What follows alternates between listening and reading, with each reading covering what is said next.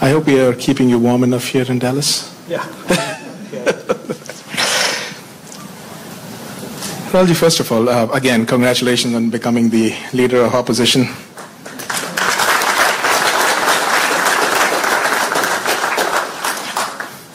A few of my students came to me and they asked one simple question. It's like, what does his day-to-day as the leader of opposition look like? So can you tell them what exactly do you do in that role? Yeah, first, thank you very much for coming here.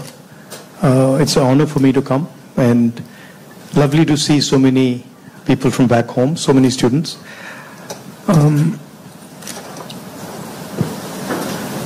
See,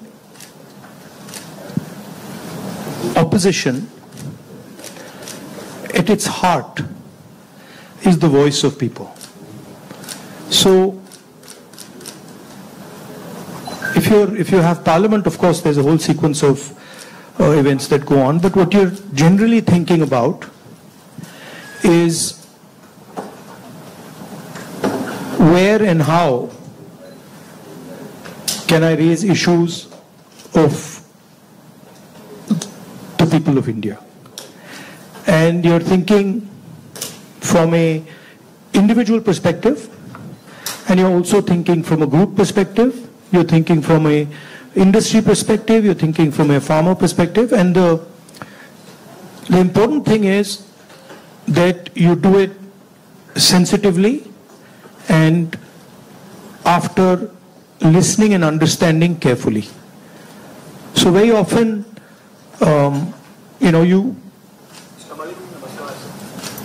you see an issue in the beginning. When you're new to politics, you see an issue and you're like, oh, that's what the issue is. But when you go into a little bit of detail, you realize that there is nuance and complexity. So understanding that nuance and then planning your day according to that, that's how it generally works. Parliament, of course, you go there in the morning and then it's like a war. You go in and then you fight. It's a pleasant war. It's reasonably fun at times. It can get nasty also, but it's a war of ideas, war of words, and we are trying to put our point of view across, and the government is trying to suppress our point of view. So that's how that works. And then there are a lot of people who come and see you, different types of people, party people, business people, farmers, these type of delegations. So you're constantly listening to what they're saying. So you just mentioned that you look at issues in a certain way differently. Now, thinking about your career as a politician, the first time you got elected and this time, has there been a change in the way you look at these issues and your mind thinks differently about how to go about them? Quite differently. Now, I'm coming to the conclusion that listening is much more important than speaking. Right? And listening doesn't just mean that I come there and I listen to you. That's not listening. That, somebody, you're talking to me and I'm looking at you and I'm hearing what you're saying, but I'm not listening. Listening is a completely different thing. Listening is putting myself in your position. So if you're a farmer, going into the person's life, going into the person's day-to-day life, and then understanding what he's trying to tell you. So listening is fundamental. And then understanding the deeper dynamics. So you then are not just swimming around on the surface, you're raising fundamental issues, and you don't go raising every single issue. You focus clearly and you're like, okay, this is important, I got to raise this. This is something important, I got to fight for this. This is something important, I got to fight. So you choose your battles much more carefully. I think you hit it on the head, that prioritization. So, very good definition of political strategy or business strategy. understand clearly what you don't want to do. So don't sit there doing 50, 100 different things. Understand clearly जो नहीं करना है उसको पहले समझो, पहले कर दो. And then उसमें से 3-4 चीजें निकलेंगी, and then that's what you got to focus on. Well, I think back to the students, that's what we talk about. So this time you're hearing from Mr. Gandhi himself about prioritization. Now, a few things that you mentioned just takes me back a few months. A very unprecedented event happened in terms of the yatra. Personally, for me, a 30-minute walk on the treadmill, you can see 4,000 kilometers and connecting with people in a very different way. How has that changed your perception about people, and how has it helped you connect with people differently? See, the first question to ask is why were we walking 4,000 kilometers? Right? You know, it's what created the need for us to do this? And the reason is that all avenues of communication in India were shut. Every single avenue, no matter what we did, it was all shut. We spoke in Parliament, that's not televised.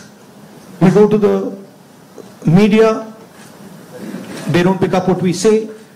We even go with documents to the legal system, nothing happens. So, all our avenues were shut. And for a long time, we literally couldn't understand how to communicate. And then suddenly we hit upon the idea कि भाई अगर media आपको लोगों के पास नहीं ले जा रहा, इंस्टीट्यूशनल सिस्टम आपको लोगों के पास नहीं ले जा रहा, तो फिर डायरेक्टली चले जाओ. And then what better way to go directly than to literally go walking across the country? And so that's what we did. And I must tell you, in the beginning itself, I had a little bit of a knee problem.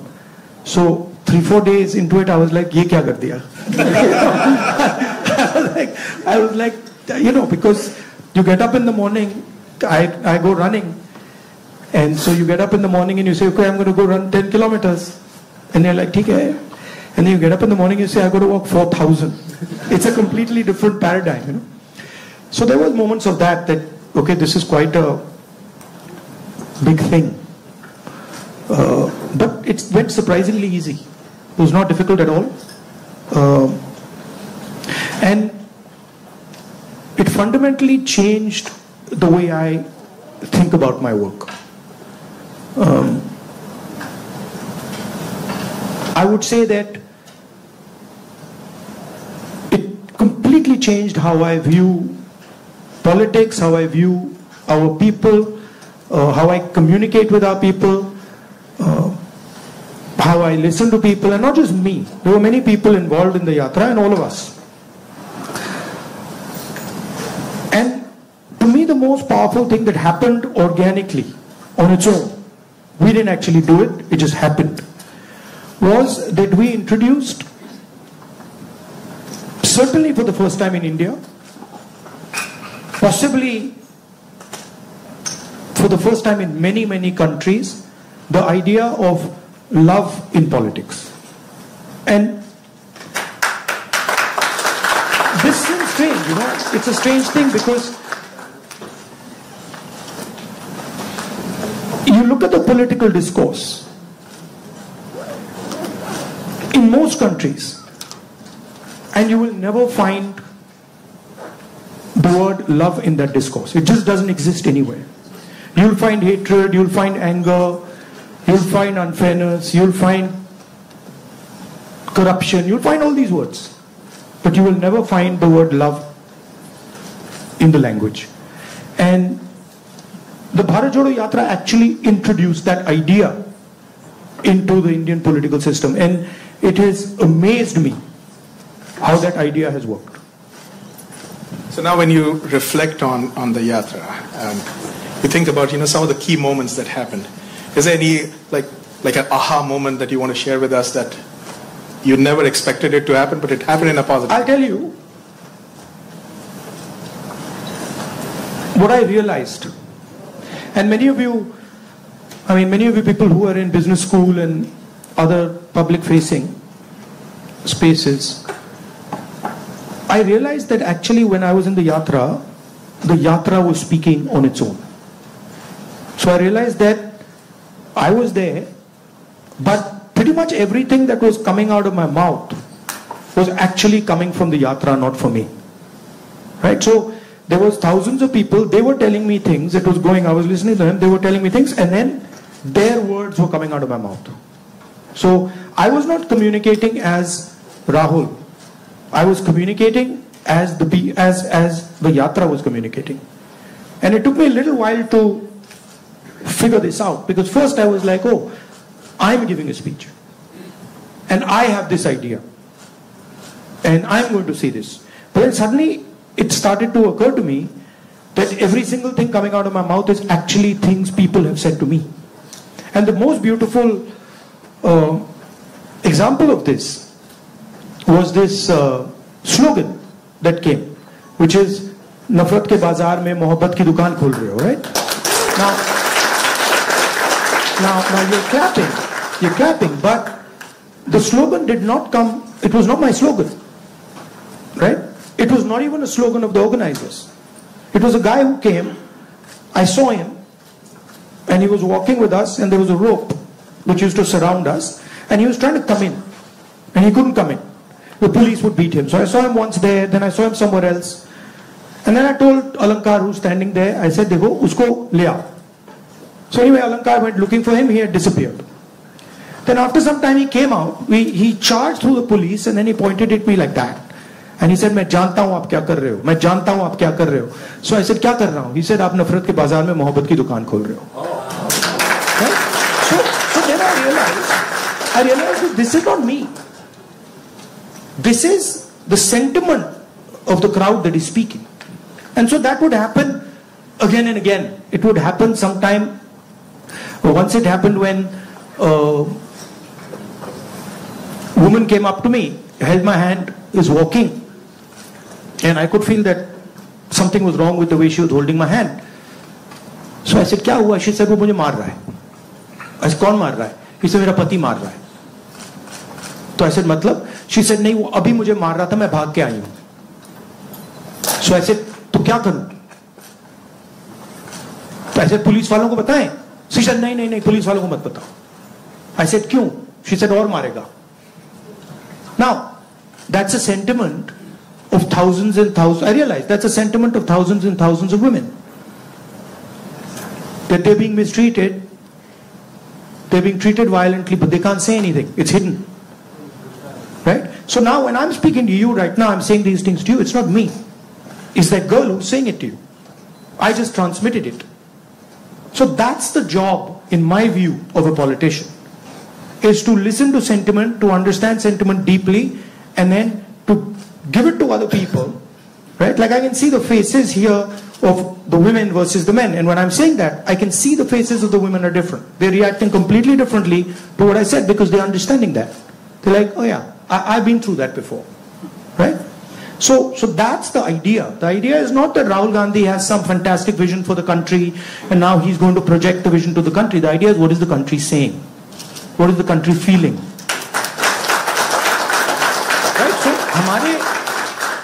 in our system, I always used to wonder why this idea of sort of annihilation of the person. You know, if you look at Mahatma Gandhi, you see him in a sense destroying himself. You know, when he's in university, if you see his pictures, they're very nice suit, very nice hair combed, and then slowly you start to see that those things start to fall away. His clothes fall away, his fancy suits fall away, everything falls away. So there's a sort of almost a destruction of the person taking place. And you can see this in many of our leaders. And the reason it's happening is because the person is actually dying and the voice of other people is taking over. Right? I don't know, I'll give you an example. Do you know what devta means in the term devta? Do you know what it means? Yes. No. But no, it doesn't mean God. The deity. No, doesn't mean the deity. So Devta in India actually means a person whose internal feelings are exactly the same as his external expression. Meaning he's a completely transparent being. Right? It does not mean God. So if this person tells me every single thing that he believes or he thinks, and he tells it to me, that's the definition of Devta. Right? It's the idea that you destroy yourself. Right? So to me that is interesting about our politics. How do you suppress your own ideas? Right? How do you suppress your own fear, or how do you suppress your own greed, or how do you suppress your own ambition and absorb other people's fear, other people's ambition? I think before we go to the next question, this needs a big, big round of applause. So we just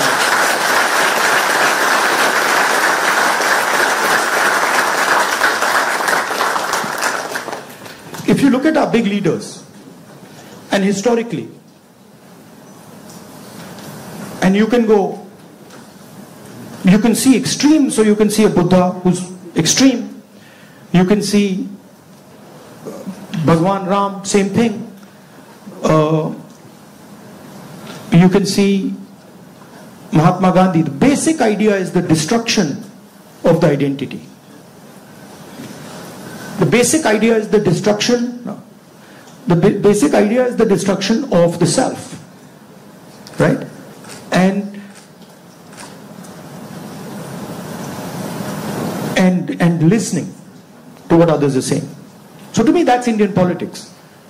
That's the heart of Indian politics, and that's what an Indian leader is. That's how an Indian leader is different than, say, an American leader.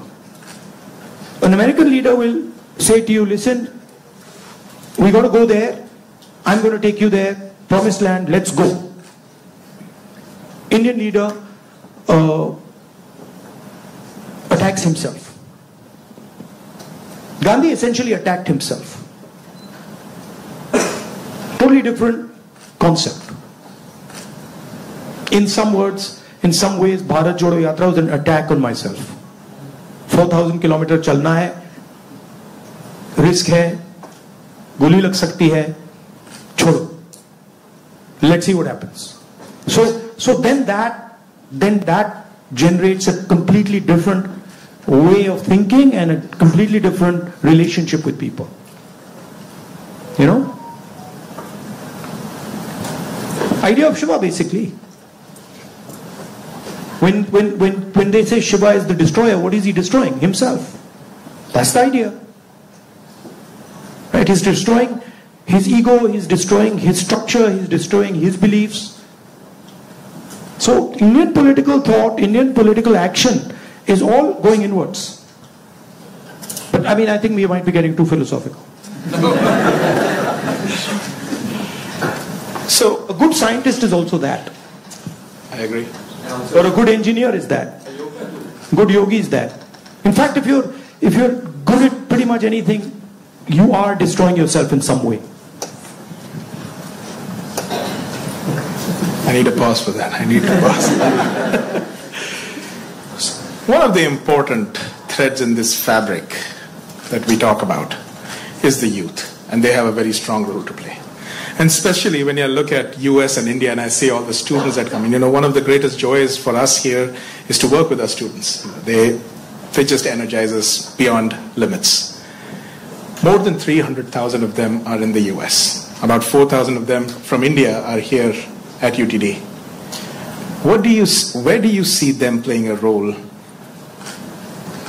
in the large scheme of things that India is poised towards?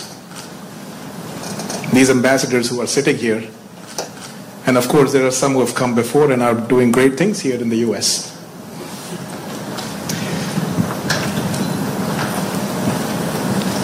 In one way, there you are are a bridge between the rest of the world and India. So you have ideas and values that you bring to the United States. And often those ideas and values might not be understood so easily in the United States. Right? There's a different cultural ethos, different cultural system here. But your ideas are as valuable as anybody else's. In the same way, they also have a culture, an ethos here.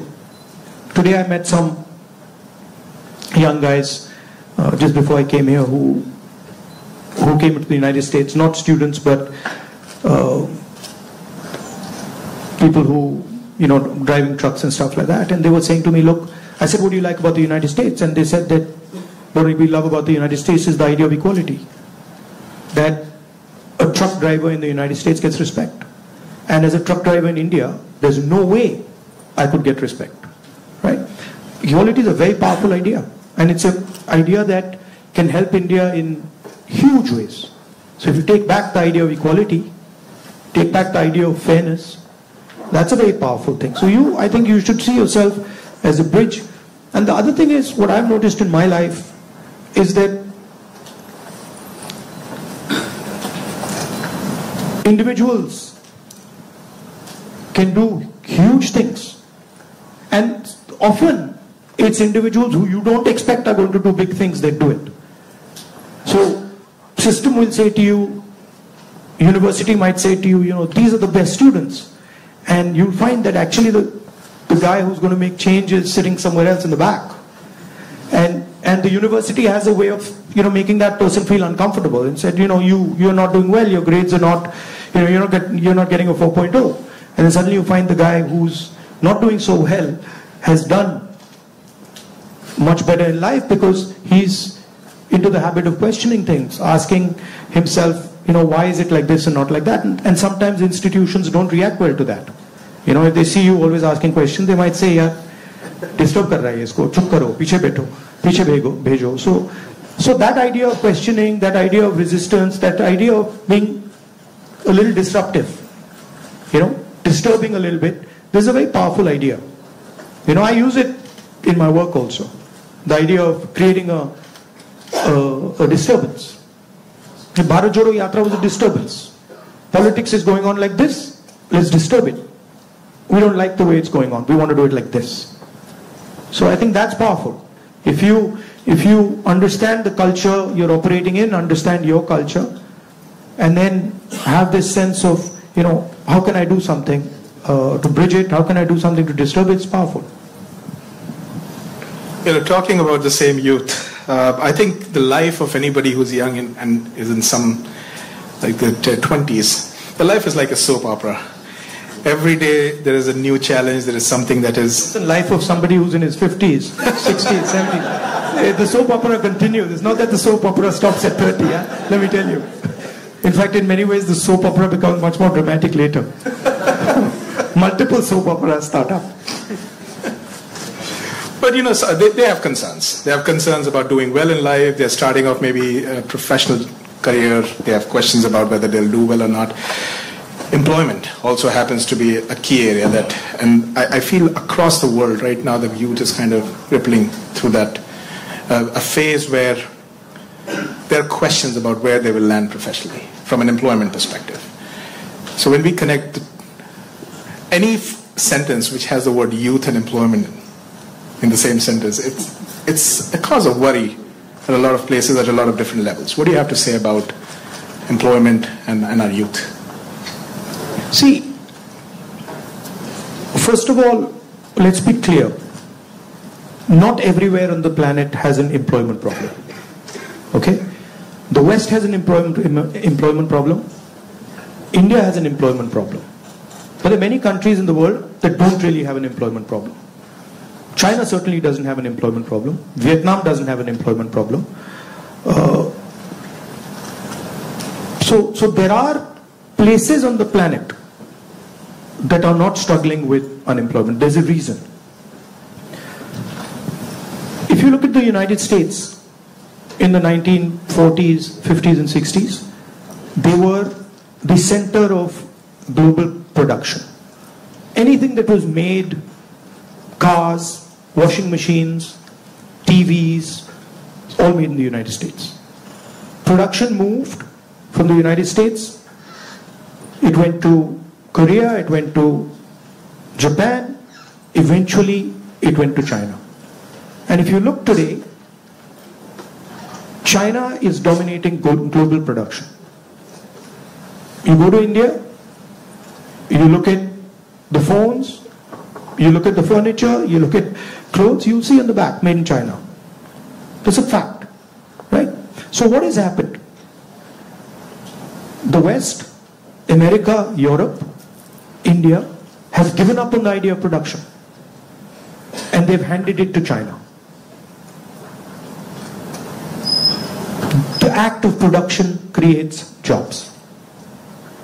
What we do, what the Americans do, what the West does, is we organize consumption. Okay? Uber is organizing consumption. Okay? Foxconn is organizing production. Mahindra organizes production. Bajaj organizes production. These are the guys who create the jobs. And that is the problem.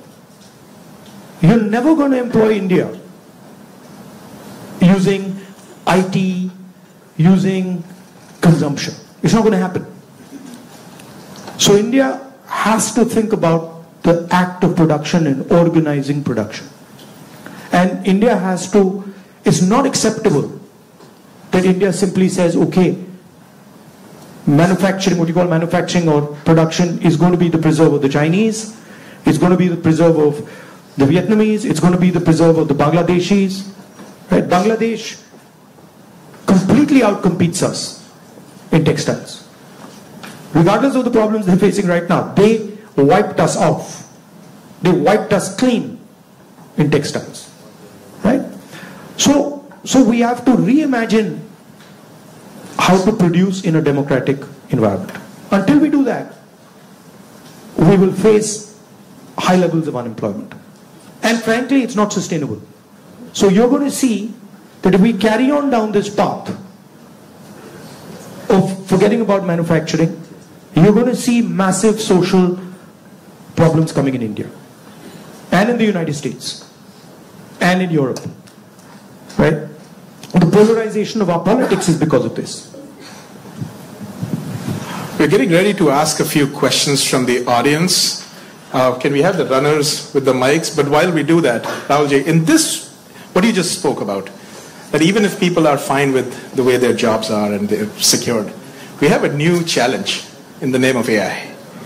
And there's a lot of fears around that AI is going to take jobs away. Do you feel so as well? Again,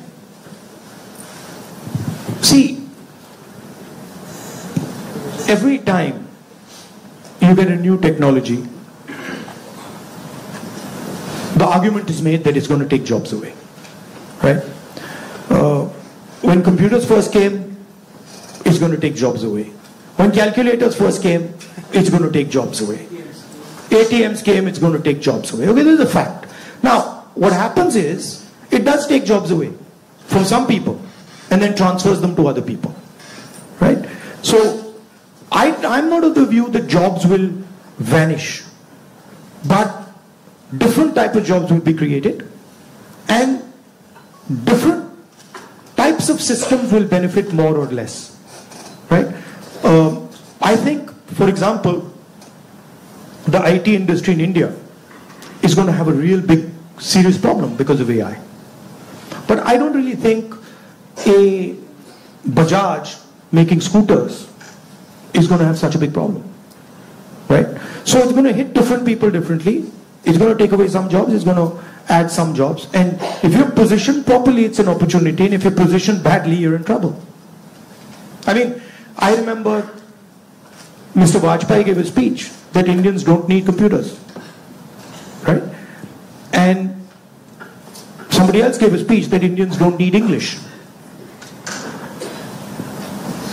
Computers created millions of jobs in India. It's a fact. So it depends. It depends how flexible you are and how well you're looking at the future. Thank you so much. We do have some folks here who would like to ask a few questions. So can we get a mic here, please? Mr. Shroff, right here. Okay. First, let me add 2 questions. So first of all, thank you for the opportunity. Let's keep it to one question, please. Yeah. Yes, one question. So India has a young population. So what are your plans to modernize the education system and bridge the gap between the education system and employability? That is the first question. Let's keep it short, please. Thank you. Nimish. Should I just answer this one, or you want to get to, okay? I'll try. I think many people say that India has a skills problem. I don't think India has a skills problem. I think India has a skill respect problem. So India doesn't respect people who have skills. But I don't think there's any limit on the skills that are already available in India. Okay? Second, our education system doesn't connect with the business system. So you have a business system that is operating on its own, and you have a sort of ivory tower education system. And the education system in no way connects deeply with the skill structure of India. So I think bridging that gap, linking those two systems of skill and the education system, vocational training, I think is fundamental. I think currently a huge problem in the education system is the ideological capture. So, you know, feeding ideology through the education system. Most of our vice chancellors today are placed by the RSS. It's an organization that has a very particular perspective on life, on history, on the future. That's really damaging. Having one organization that is placing all its people in our education system, I think that's damaging. So ensuring that people who run our education system are independent, are not, you know, ideological, or are not committed to sort of a particular way of thinking, I think is important. Thank you. Dr. Gupta. Rahulji, I have a question. What's your vision of creating growth in the industry, manufacturing? So I don't see, again, what I think is not as important as what the large mass of Indian people think, right? One problem that you simply cannot solve if you continue on the direction we're on is giving our blue-collar workers jobs. You simply, if you carry on this road, you simply cannot do that, right? The only way you're going to give our large mass of people jobs is if you start producing things, if you start manufacturing. And the foundation of manufacturing, you don't just start manufacturing cell phones, right? It is a sequence, right?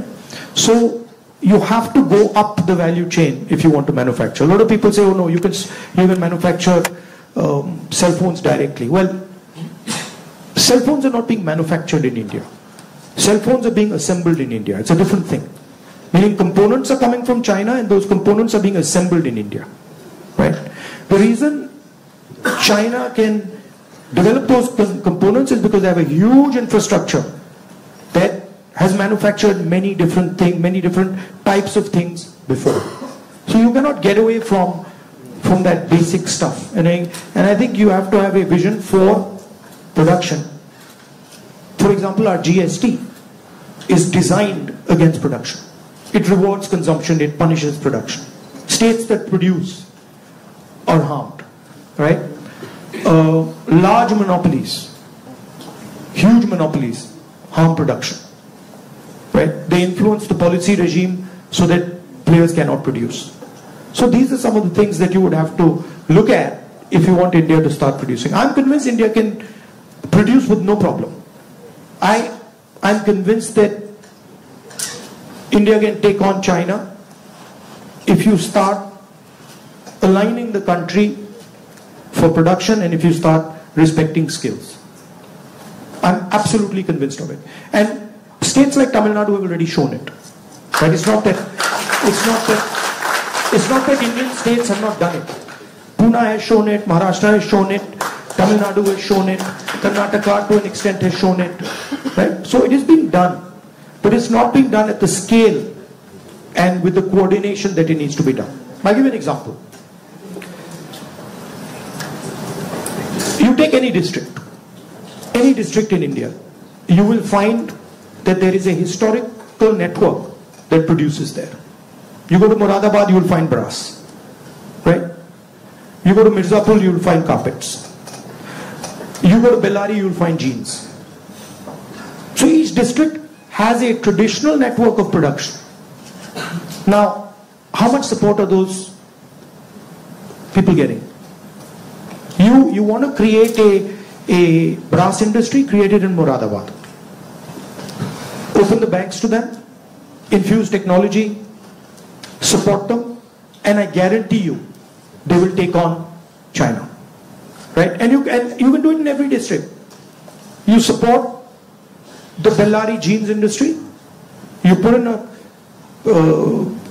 couple 100 crores into that thing, you open the doors of banks to them, I guarantee you they'll get to work.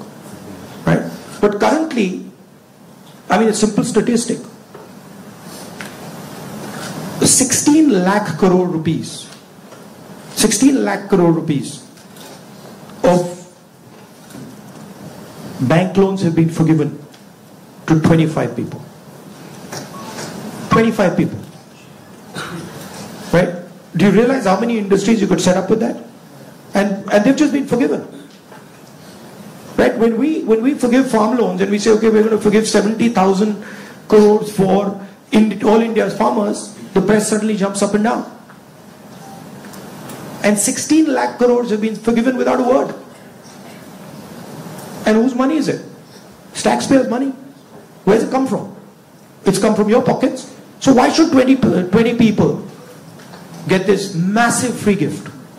Why should one person, suddenly have all the ports, all the airports, all the defense contracts?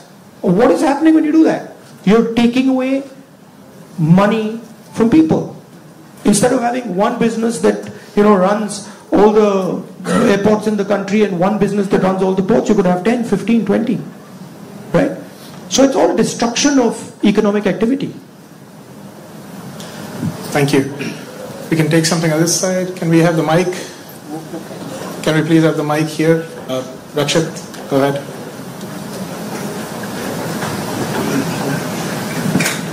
Hello, Rahulji. My name is Rakshit. First of all, thank you so much for being here. We feel so privileged. So my question is, how do you think we as students and youth contribute to and get involved in public service and the development of our country? Come and work with us. We can show you. But realize that neither is it easy, and it's not fun all the time. It can be unpleasant, it can be hard, but it's got its, you do get gratification from it, but it's not easy. And if any of you are interested in it, we run internships and we put people into our system and train people. Thank you. We had a question here. Mr. Shroff. Rahulji, first of all, thank you for coming here and gracing UTD with your presence. I'm a faculty and I also represent a lot of students, so I'd like to ask For everything we look at it and say, there is always something you can even do better for something that you haven't done successfully. So looking back, Bharat Jodo Yatra was so successful. Couple of things what you could have done differently if you did it now. No, look, every single thing that you do, I mean, I'm sure if we sit down and say, okay, Bharat Jodo Yatra, we could have done it better, right? There's nothing that you do that you couldn't have done better or you can't do better. And that's just how life works. And these are choices. So I don't think I've ever done anything perfect in my life. And I don't think I will ever do anything perfect in my life. But it's a learning experience, right? So you start off, you try something, doesn't work, you do it again, and then it works. Yeah. Thank you. Take another question.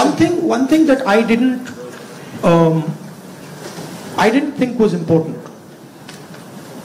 because of something my father said to me once, which is strange, which turns out is quite important. Which is that once my father told me, look,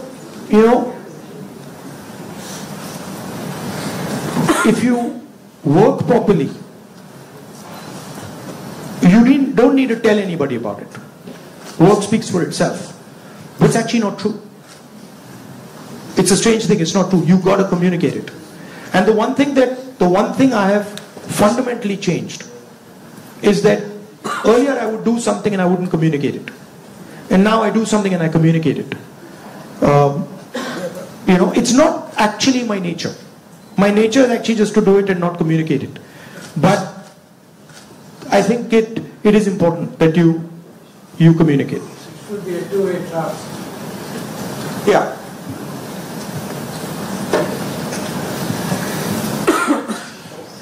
All right. Yes, let's go there. Can we have the mic? My eyes feel like a lot of machine right now. I'm trying to pick up which one I see. Where is the mic? Jitesh? Go ahead.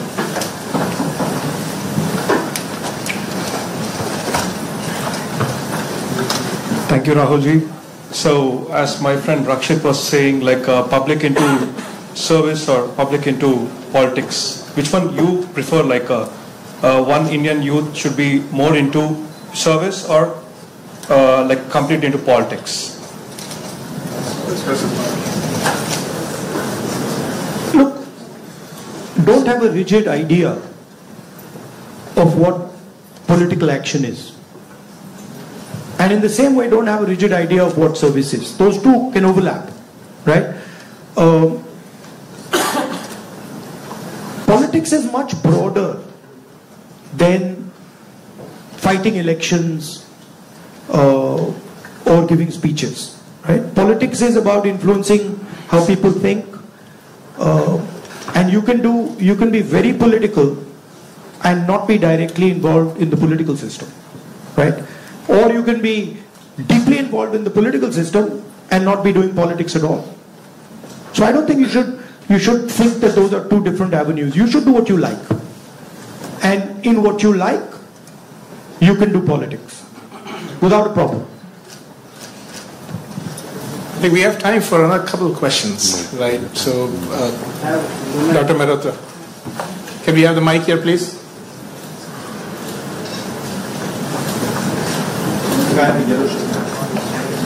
I'll get it. Okay. First off, thanks a lot for being here. This is a rare opportunity and we are truly grateful. To me at least, and I could be wrong here, it almost seems like there are two Indias.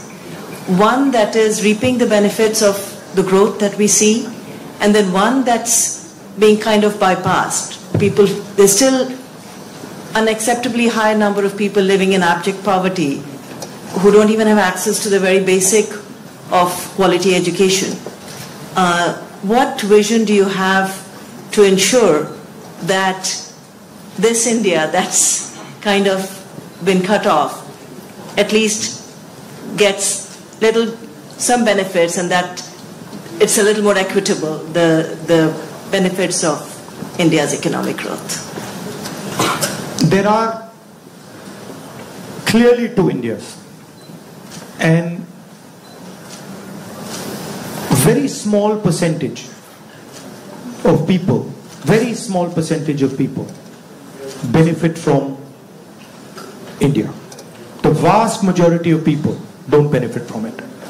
And if anybody talks about building a country, talks about progress, you simply cannot ignore this fact, right? If you look at our institutions, our businesses, our legal system, anywhere, you will find that it's captured by a very, very small percentage of people.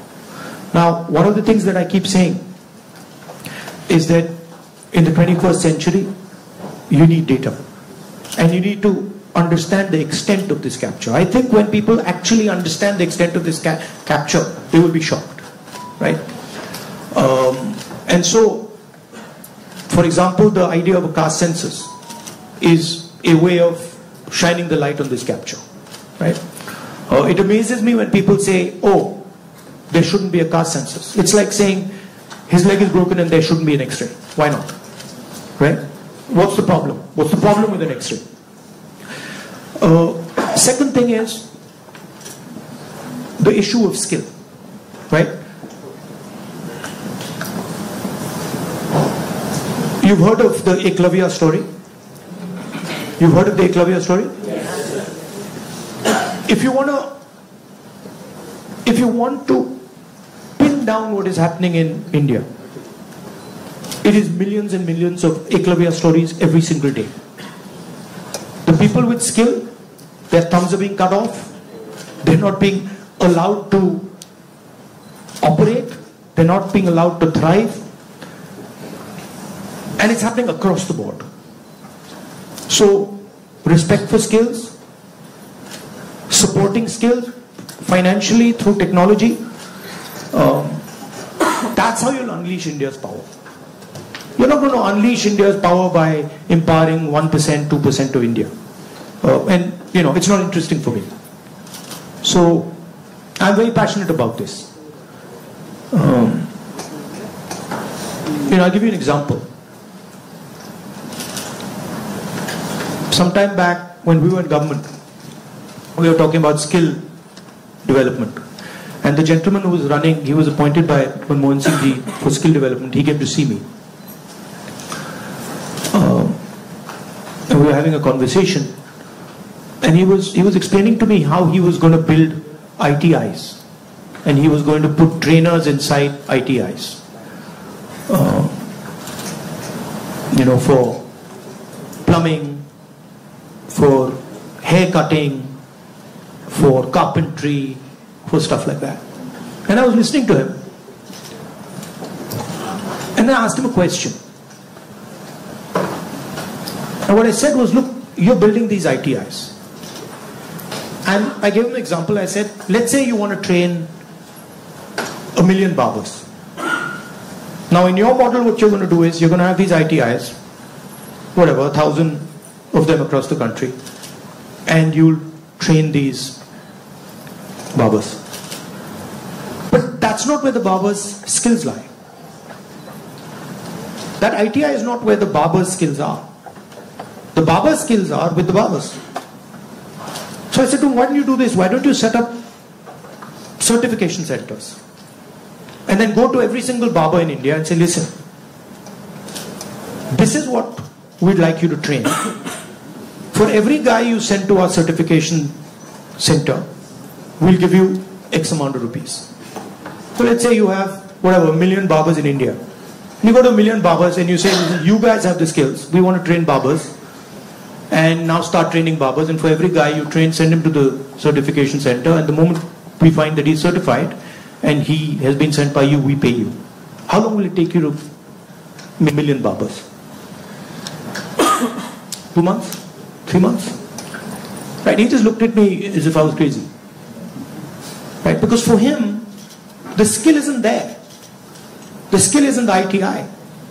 But actually the skill is with the barbers, with the plumbers, with the carpenters. Those guys have the skill. That's the skill network. So why are you not using it to train?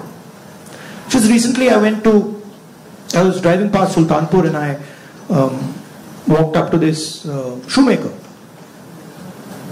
It was amazing because the guy says to me, you know, I said, what's your biggest problem? He says, I've been working here for 40 years and nobody has ever respected me. So he says to me, the only man who has ever respected me is my father. Right? So I was thinking about this. And then he says to me, you know, there was this scheme. And they said that, you know, they've got this scheme for shoemakers. It was in Lucknow somewhere. So he says, so I, you know, went to Lucknow. And I said, so what did they do? They said, well, they said they're going to teach me how to make shoes. He says, but I've been making shoes for 40 years. And I could teach those people how to make shoes. Right? So it's a fundamental disconnect with where the skills are. There's no shortage of skills in India. There's shortage of respect of skills in India. So you want to find the best carpenters in the world, they're sitting in India. But nobody respects their skill. Nobody actually tells them, we believe in you and we want you to build something. Right? So you can't build industry without respecting skill. Thank you. Maybe we are in time for one last question. So the lady here in the stripes, can we mic to her? And I request our ISA officers to come on this side, please, on the stage, while we do that. Go ahead. So as we all know, the female labor participation in India is quite abysmally low, and no country can ever progress or become developed with only 50% of their population working. So what would Mr. Gandhi's plan be for increasing our labor participation of women? And not just labor participation.